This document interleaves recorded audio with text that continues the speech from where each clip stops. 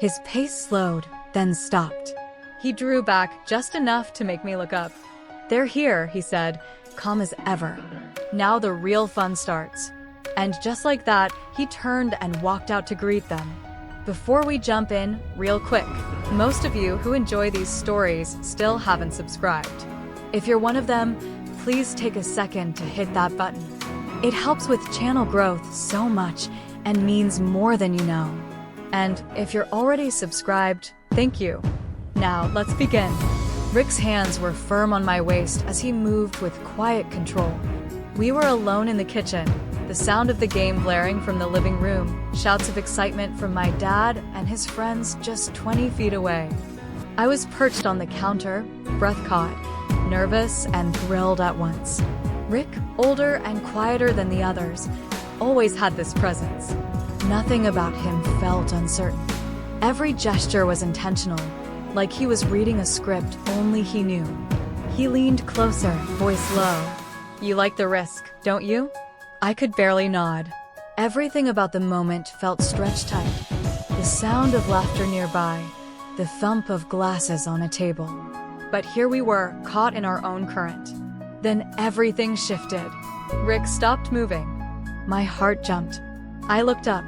Tom stood in the doorway, one of my dad's oldest friends, the loudest of the group.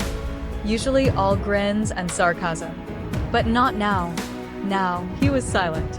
Rick straightened. "Go," he said under his breath. I slipped off the counter and headed upstairs, heart pounding.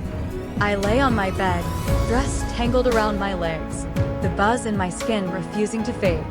The game noise droned on downstairs until finally, I heard the front door open, then close. They were gone, but the spark Rick lit still danced under my skin. The next afternoon, my phone lit up. A message from Tom. "You looked good last night. Want something even better?"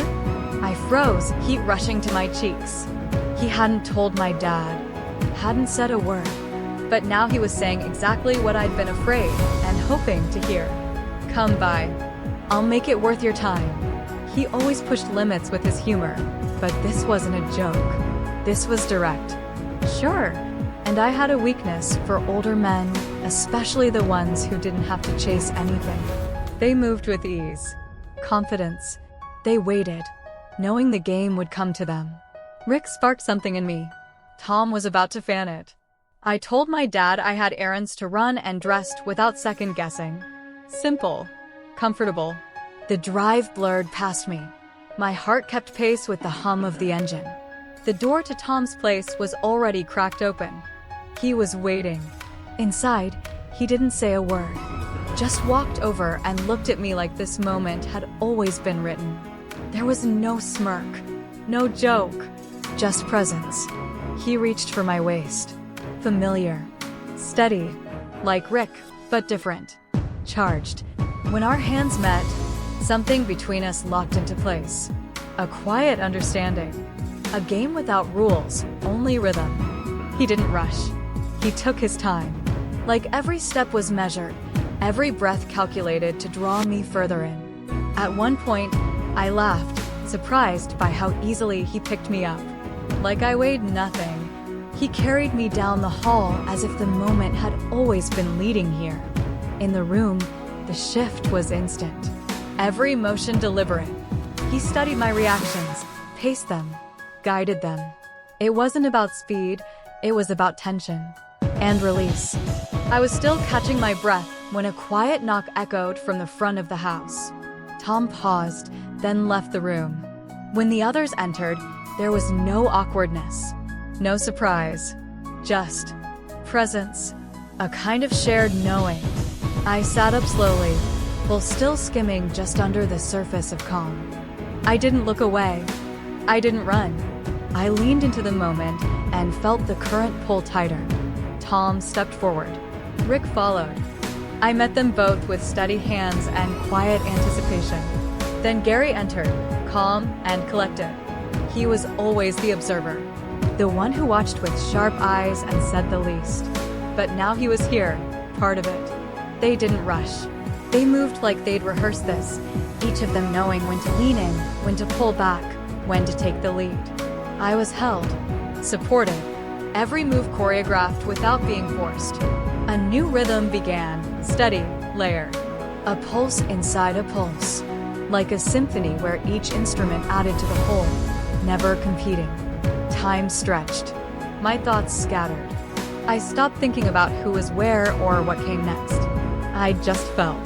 Then, one by one, they stepped back. Breathless, present, still.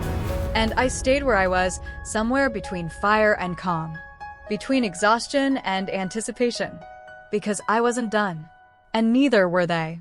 Someone reached for me again, familiar, warm. The rhythm returned, slower this time, but deeper. Like a final note being drawn out long after the song had ended. That's when I realized, this wasn't just a moment. It was a story. And it was still being written. Be honest, do you wish you were there too? What would you have done? Tell me in the comments. I'll be reading. And before I tell you what happened next, you won't want to miss it. Don't forget to like, subscribe, and turn on notifications by clicking the bell icon. It helps more than you know. When I opened my eyes again, the room was quiet, but something shifted behind me. A familiar touch at my waist. A presence I already knew. And I understood we were far from finished. So I leaned back and let the story continue.